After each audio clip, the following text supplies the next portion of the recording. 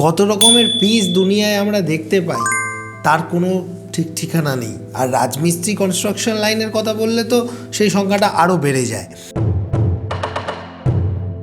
এখন যেটা ঘটনা সেটা হচ্ছে যে দেখুন, থাম্বনেল দেখে তো বুঝতেই পেরেছেন যে টপিকটা কী। যে টপিকটা হচ্ছে যে কেন টিএমটি বারে ওয়েল্ডিং করা উচিত নয়, বা সব ধরনের টিএমটি বার কি ওয়েল্ডিংয়ের যোগ্য। অনেকেই বলবে দাদা ভিডিও বানিয়ে ফেললেন, তাহলে বড় বড় ব্রিজে রাস্তাঘাট তৈরি হচ্ছে, যখন রাস্তাঘাটে যখন দেখতে পাচ্ছি ব্রিজ তৈরি হচ্ছে, কালভার্ট তৈরি হচ্ছে, ওখানে ওয়েল্ডিং করছে ওরা। ওয়েল্ডিং কিছু কিছু পার্টিকুলার রডে করা যায়, কিন্তু সব রডে করা যায় না। যে রডগুলো দিয়ে আপনারা বাড়ি বানাচ্ছেন সেগুলোতে কি করা যায়, সেই সব কিছুই বলবো এই ভিডিওতে। তো সবার আগে কিন্তু এই ছবিটা দেখুন। এখানে দেখতে পাচ্ছি একজন গুণধর মিস্ত্রি, তিনি কি করেছেন, কোনো এক আমার কাস্টমার, যিনি কাস্টমার নয় সাবস্ক্রাইবার, তিনি অ্যাপয়েন্টমেন্টের মাধ্যমে আমার কাছ থেকে পরামর্শ নিয়েছিলেন। তো তার একটা ছবি পাঠায় যে এরকম কলমের রড, এই যে একটা আমার আঙুল দেখছেন, এটা একটা রড নিচ থেকে বেরিয়েছে, তার উপর আরেকটি রড এইভাবে দাঁড় করিয়ে সাইড থেকে আরও আলাদা একটি রডকে পাশ থেকে লাগিয়ে ওয়েল্ডিং করেছে। এবং সে ভাবছে যে সে এত ভালো ওয়েল্ডিং করে দিয়েছে যে যতই বেশি তুফান হোক, ভূমিকম্প হোক, ওই রড ওখান থেকে ছেড়ে বেরোবে না। এই ভিডিওটাকে আমরা দুটো পার্টে ভাগ করি। প্রথম পার্টে এটা বলি যে ওয়েল্ডিংটা করে কত বড় ক্ষতি হয়েছে, ওয়েল্ডিং করলে রডের কী কী ক্ষতি হয়। আর সেকেন্ড পার্টে এটা বলি যে ওয়েল্ডিংটা ছাড়াও বিকল্প যে রাস্তাটা ছিল সেই রাস্তাটা কী, এবং সেটা করলে কতখানি শক্তি আরও এক্সট্রা পাওয়া যায় সেই বিষয়টা। তো প্রথম পার্টে চলে আসি, ওয়েল্ডিং করে কতখানি ক্ষতি হয়েছে। রডটার নাম কি? টিএমটি বার। টিএমটি বারকে যদি আর একটু ভেঙে বলি, সেটা হচ্ছে থার্মো মেকানিক্যালি ট্রিটেড বার। এটা অরিজিনাল যখন তৈরি হচ্ছে তখনই সেটাকে হিট ট্রিটমেন্ট করে তাকে তৈরি করা হচ্ছে। তার উপর তুমি যদি আবার ওয়েল্ডিং করার সময় আলাদা করে অতিরিক্ত তাপ সেখানে দাও, তাহলে কি হচ্ছে, টেম্পার্ড পোর্শন, রডের বাইরে যে শক্ত আবরণটা রয়েছে সেটা ভেঙে যাচ্ছে। সেটাকে কে ভাঙছে? ওই ওয়েল্ডিং করার সময় তুমি ভেঙে দিচ্ছ। রডটাকে এমনভাবে বানানো হয়েছে যাতে রডটার মধ্যে একটা ডাক্টিলিটি রয়েছে, নমনীয়তা রয়েছে। নমনীয়তা কাকে বলে? বাড়িতে গার্ডার আছে, মিষ্টির দোকানে মিষ্টি কিনতে যাওয়ার পর প্যাকেটে গার্ডার দিয়ে বেঁধে দেয়, ওই গার্ডারটা নমনীয়, দেখে টানলে ইলাস্টিক, তার মধ্যে ইলাস্টিসিটি কী প্রপার্টি রয়েছে যে তাকে যখন টানলাম, বাড়লো, ছাড়লাম, আবার আগের অবস্থায় ফেরত হলো।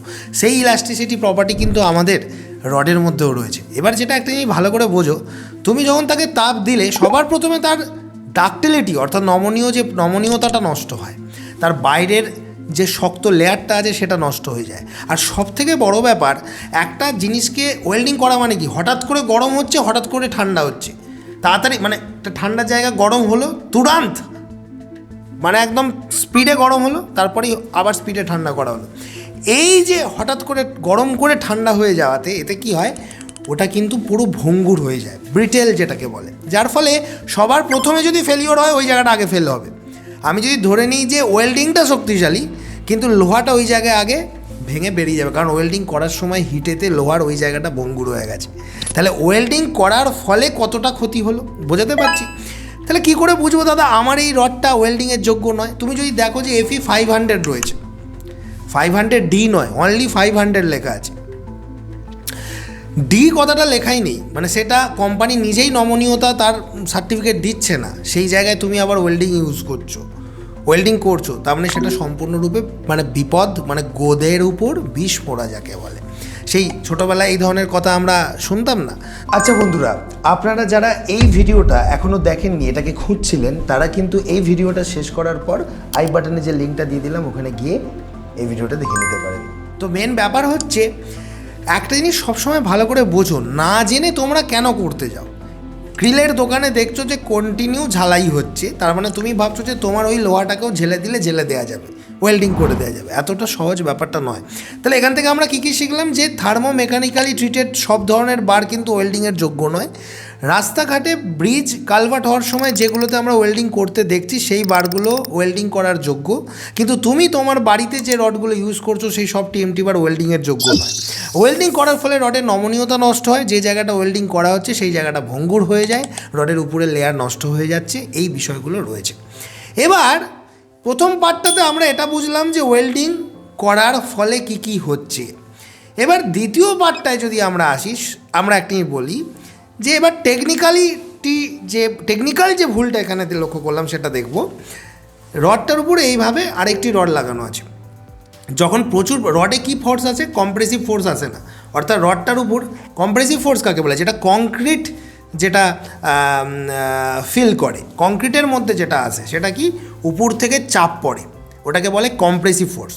আর রডে সাধারণত যে ফোর্সটা আছে সেটা হচ্ছে টেনসাইল ফোর্স, অর্থাৎ বিল্ডিংটা যখন দুলতে চায় তখন রডটা এইভাবে এইভাবে এইভাবে হেলতে চায়, উবড়ে যেতে চায়। তাহলে ধরে নিলাম এই রডটার উপর আরেকটা রড তুমি এইভাবে লাগিয়েছো, বিল্ডিংটা যদি এইদিকে বা এদিকে হেলে, তাহলে এই সামান্য একটা যে মুখে মুখে ঠেকিয়ে রেখেছো, পাশে আর একটাকে রামু কাকা না সামু কাকা কাকে দাঁড় করিয়েছো লাঠির মতো, সে আটকে দেবে? ওই বিল্ডিংটা যখন হেলবে, বিল্ডিংটা যখন ফটাস করে মোচকাবে ভূমিকম্পে, তখন ওই রামু কাকা না সামু কাকা যে রডটা পাশে দিয়েছো সেই রডটা আটকে দেবে?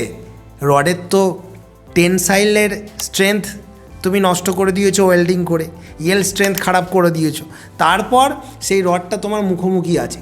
হ্যাঁ, এই জায়গায় দুটো জিনিস করা যেতে পারে, একটা হচ্ছে কাপলার আর একটা হচ্ছে ল্যাপিং লেন্থ পর্যাপ্ত রাখা। কাবলারের কথাটা পরে আসবো। কাবলার সব ধরনের রডের জন্য নয়, কাবলারেরও অনেক স্ট্রেংথের ব্যাপার আছে। দেখা গেল তুমি কাবলার লাগালে, কাবলারটা যে জায়গায় লাগালে সেই জায়গাটায় কাবলারটাই ভেঙে চলে গেল, তাহলে কি কাবলারের স্ট্রেংথটা কত হওয়া উচিত? এইসব নিয়ে অনেক বড় হবে ভিডিওটা, কাবলারে যাব না। যেটা ঘরোয়া পদ্ধতিতে সবাই যেটা করতে পারবে সেটা হচ্ছে ল্যাপিং লেন্থ। ল্যাপিং লেন্থটা ভালো করে বোঝো। ধরো একটা ছাদের উপরে কলমের কতগুলো রড বেরিয়ে আছে, 3 ফুট 4 ফুট 5 ফুট উপর পর্যন্ত। এমনিতেই অনেকদিন আগে আমি ভিডিওতে বলেছিলাম যে ল্যাপিং জোন ফ্লোরের মিডিল পোর্শনে যদি হয়, তাহলে আপনাদের যাদের রড ছাদের উপরে 2 ফুট 3 ফুট বেরিয়ে আছে সেগুলো সব ভুল জোনে ল্যাপিং হচ্ছে, অর্থাৎ ভূমিকম্প হলে সবার আগে ওই জায়গাতেই চাপটা বেশি আসবে। তা আপনারা মাঝখানে ল্যাপিং না করে গোড়াতেই করছেন, সেটা 90% লোকের। সেইটা নিয়ে এই ভিডিওটা বলবো না, ওই নিয়ে অনেক ভিডিওতে বলেছি। এখন ঘটনা হচ্ছে, ধরে নিলাম 3 ফুট রড বেরিয়ে আছে, পুরনো কলমের রড নিচে থেকে যেটা উঠে এসেছিলো। তাহলে সেই 3 ফুটের মধ্যে আমি যদি 4 ইঞ্চি অন্তর অন্তর রিং লাগাই, আমি তো অনেকগুলো সংখ্যক রিং লাগাতে পারছি, যেগুলোকে আমরা বলি টাই, ল্যাটারাল টাইস কলমের ক্ষেত্রে। তাহলে ভেবে দেখো, আমার একটা এক্সাম্পল দিচ্ছি। ধরো আমার এটা একটা কাঠি, এটা একটা কাঠি, দুটো কাঠিকে আমি জুড়েছি, আমি দুটো গার্ডার দিয়ে জুড়লাম। আমি যদি পরীক্ষাটা দেখাই একটা ইউজান্তর পেন নিয়ে, দুটো পেনকে যদি আমি দুটো গার্ডার দিয়ে কি একটা গার্ডার দিয়ে জুড়ি, নিয়ে দুটো পেনকে যদি আলাদাভাবে সরাতে চাই, কি হবে? খুব সহজেই দুটো পেন একে অপরের থেকে আলাদা হয়ে যাবে। কিন্তু আমি যদি দুটো গার্ডারের পরিবর্তে ওখানে যদি 20টা কি 30টা গার্ডার দিয়ে ঘন ঘন করে যদি দুটো পেনকে গায়ে গায়ে লাগাতাম, আমি হয়তো এক্সাম্পলটা দেখানোর সময় অতগুলো গার্ডার দেখাতে পারলাম না, 5টা 6টা দেখালাম, তো গার্ডারের সংখ্যাটা বাড়লো, মানে রিংয়ের সংখ্যাটা বাড়লো। দুটো পেনকে কিন্তু আর আগের মতো কি সহজে একই চাপে ছাড়াতে পারবো? একটু বেশি বল প্রয়োগ করতে হবে না? ঠিক একইভাবে আমাদের যে পুরনো রডগুলো বেরিয়ে আছে, সেই রডগুলো কিন্তু নিচে থেকে একদম গাঁথা আছে মাটি থেকে। সেই রডেতে আমি রিং লাগিয়েছি 10টা সাপোজ, কি 8টা। এবার আমি সেখানে নতুন রড ঢুকিয়েছি সেই রিংয়ের ভেতরে। এবার যদি নতুন রডটাকে ওখান থেকে ভাঙতে হয়, তাহলে ওই 8খানা কি 10খানা রিংকে নিয়ে ভাঙতে হবে। সেই জন্য একটা পর্যাপ্ত ল্যাপিং লেন্থ আমরা বানিয়ে দিয়েছি যে 50 × D, যেখানে D is nothing but the diameter of the rod. তাহলে ওই মেন ভার্টিক্যাল রড যেটা রয়েছে তার যেটা ডায়ামিটার, যদি 16 রড হয় তার 50 গুণ মানে 800 mm, কম বেশি 2.5 ফুট। তাহলে 2.5 ফুটের মধ্যে 4 ইঞ্চি গ্যাপে গ্যাপে 100 mm, আমরা বলি ল্যাপিং জোনে আমাদের রিংটাকে 100 mm 4 ইঞ্চি গ্যাপে গ্যাপে মোটামুটি লাগাতে হয়। তাহলে আমার বেশি পরিমাণে রিং লাগছে, স্বাভাবিক ব্যাপার। এবার ভেবে দেখুন, 8খানা বা 10খানা 8-এর রডকে ভেঙে বেরোনোটা ইজি না ওই একখানা এরকম ঠেকিয়ে রেখেছেন আর পাশ থেকে রামু কাকা না সামু কাকার একটা বার লাগানো আছে, সেটাকে ভেঙে বেরোনোটা ইজি? কোনটা? কখনো এই জিনিসটায় ফোকাস করেছেন? আচ্ছা বন্ধুরা, আপনারা যারা এই ভিডিওটা এখনও দেখেননি, এটাকে খুঁজছিলেন, তারা কিন্তু এই ভিডিওটা শেষ করার পর আই বাটনে যে লিঙ্কটা দিয়ে দিলাম ওখানে গিয়ে এই ভিডিওটা দেখে নিতে পারেন। তার মানে প্রথম পার্টটাতে বুঝেছি যে ওয়েল্ডিং করলে রডের কি 12টা বেড়ে যায়, ক্যাঁথা কেচে যায়, সেটা বুঝেছি। সেকেন্ড পার্টটাতে বুঝলাম যে ওয়েল্ডিংয়ের থেকেও বেশি অ্যাক্টিভলি আপনি করতে পারতেন যদি যে রডটা বেরিয়েছিল সেটা যদি আমরা 2 ফুটও বেরিয়ে থাকে, সেখানে ঘন ঘন করে যদি আপনি রিংগুলো লাগাতেন, 1 ফুটও বেরিয়ে থাকে, তাহলেও যে ক্ষমতাটা পেত 3 ইঞ্চি অন্তর অন্তর রিংগুলো লাগাতেন, সেই ক্ষমতাটা কিন্তু আপনার এই ওয়েল্ডিংয়ে দিতে পারলো না। ওয়েল্ডিং করার ফলে তো ক্ষতি হলো, ওটা আলাদা, আবার ওই ক্ষমতাটাই এলো না যেখানে আমরা বেশি গার্ডার দিয়ে দুটো পেনকে যে ক্ষমতাটা আমি পেয়েছিলাম। বোঝাতে পারছি? সবাই সব কিছু বোঝাতে পারে না, আর সবাই সব কিছু বোঝেও না।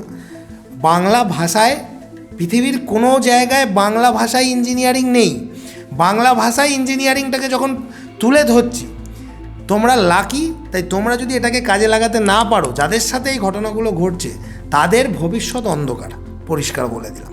এই ভিডিওগুলোর তো কোনো সীমা নেই, বিশ্বের যে কোনো প্রান্ত থেকেই মানুষ এই ভিডিওগুলো দেখছে এবং সচেতন হচ্ছে। এখনও এমন প্রত্যন্ত জায়গা রয়েছে যেখানে দেখা যাচ্ছে কোনো ইঞ্জিনিয়ারই নেই, হয়তো এমনও জায়গা রয়েছে যেখানে ইঞ্জিনিয়ার আছে, কিন্তু তারা যখন দেখছে যে এইরকম ভিডিওতে যা যা বলা হচ্ছে সেই অনুযায়ী তাদের কাজ হচ্ছে না বা তাদের কনফিউশন তৈরি হচ্ছে, তখন তারা মনে করছে যে একবার যদি এই ইঞ্জিনিয়ার কিংশুক কুমার অর্থাৎ আমার সাথে বা কুমার স্যারের সাথে যদি আপনারা কথা বলতে পারতেন কতই না ভালো হতো। তার জন্য আমরা একটা সুবিধা রেখেছি, যেটা হচ্ছে যে মাত্র 200 টাকার বিনিময়ে 10 মিনিট সরাসরি আপনার গভীর থেকে গভীরতম সমস্যার ছবি ও ভিডিও পাঠিয়ে আমাদের থেকে সমাধান নিতে পারেন। এবং তার জন্য না আপনাকে আমাদের অফিসে আসতে হবে, না আমরা ওখানে যাব, অর্থাৎ সম্পূর্ণ ফোন কলের দ্বারাই এটা পেতে পারেন। সোমবার আমাদের অফিস বন্ধ, সোমবার বাদে যে কোনো দিন বিকাল 5টা থেকে 7টায় সাধারণত এই অ্যাপয়েন্টমেন্টটা দেওয়া হয়। এছাড়া সকাল 10টা থেকে 12টার মধ্যেও পেতে পারেন, তবে সেটা শর্ত সাপেক্ষ। এছাড়া আমাদের কাছে বিভিন্ন ধরনের পরিষেবা রয়েছে, 3D ড্রয়িং, 2D ড্রয়িং। সেই একটা চার্টও আমি আপনাদেরকে দেখাচ্ছি, 2026 সালের যে নতুন চার্ট আমরা দিয়েছি, সেটা পেতে গেলে আপনারা সবসময় আমাদের হোয়াটসঅ্যাপ নাম্বারে হোয়াটসঅ্যাপে লিখবেন যে স্যারের সাথে অ্যাপয়েন্টমেন্ট নিতে চাই বা আপনাদের পরিষেবা চার্টটা পাঠান।